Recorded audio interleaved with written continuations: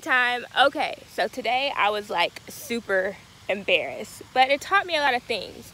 All right, so my dear cousin gave me a gift card to Massage Heights, and I desperately need it because I've been having terrible back pains constantly, chronically. But you know, even in these back pains, it's teaching me to have more.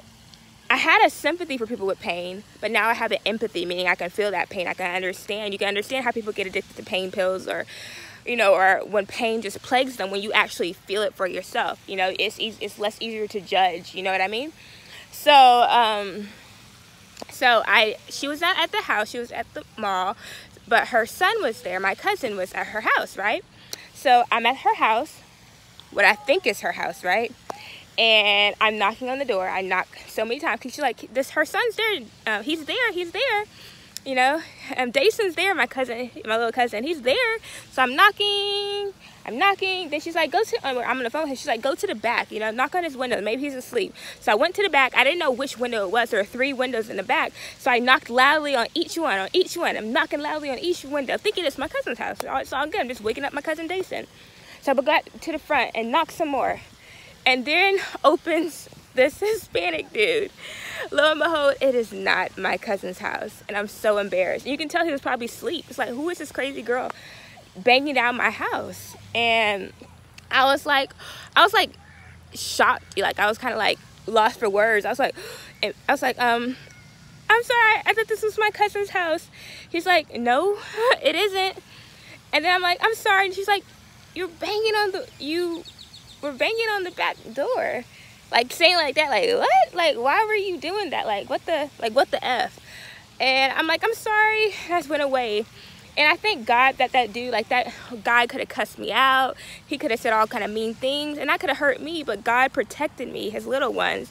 And so that just shows you, no matter what, like, I did not mean to do that on purpose. Like, I really thought it was my cousin's house, And I was literally 2 doors down.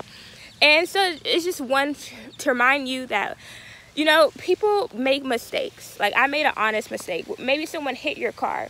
Maybe someone cheated on you.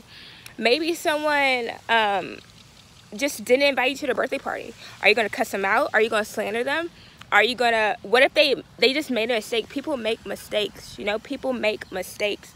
Yeah, mine, we could say, was a minor mistake, but I woke that dude out of his sleep, he probably worked shift work out in the plant or whatever, and I woke him up out of his sleep, It also gave me empathy for, the young black brothers who are getting killed in America by law enforcement, And like I said, God bless law enforcement who are really protecting all people, because we know, to be honest, a lot of times law enforcement protect white bodies and police black bodies. But like I said, I thank God for police officers, because if something goes down, that's who I'm going to call. They protect, and we should honor them. But we have to understand that police officers were the 13th Amendment.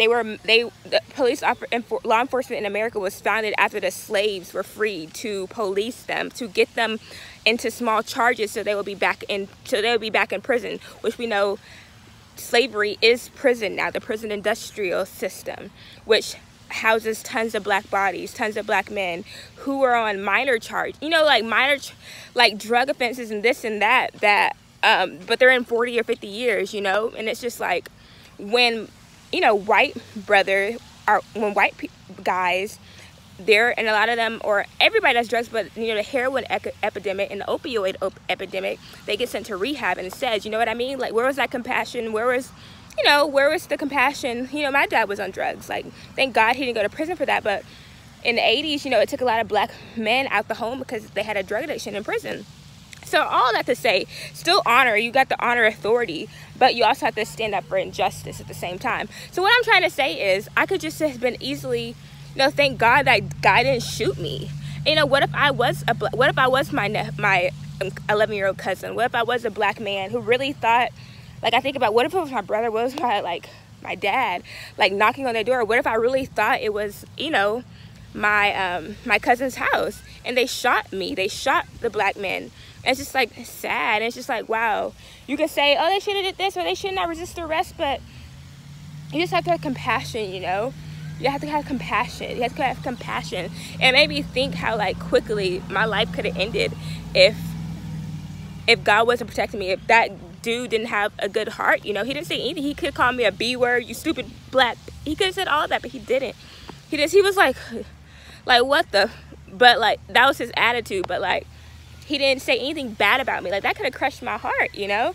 So just treat people the way you want to be treated. All races, everybody, treat them with love, treat them with respect, because that's how you want to be treated. Okay, so I just thank God for the protection, and I'm so glad you joined me on my video. Yeah, it was embarrassing, but it's like, you know, I had to just brush it off and keep it moving, you know.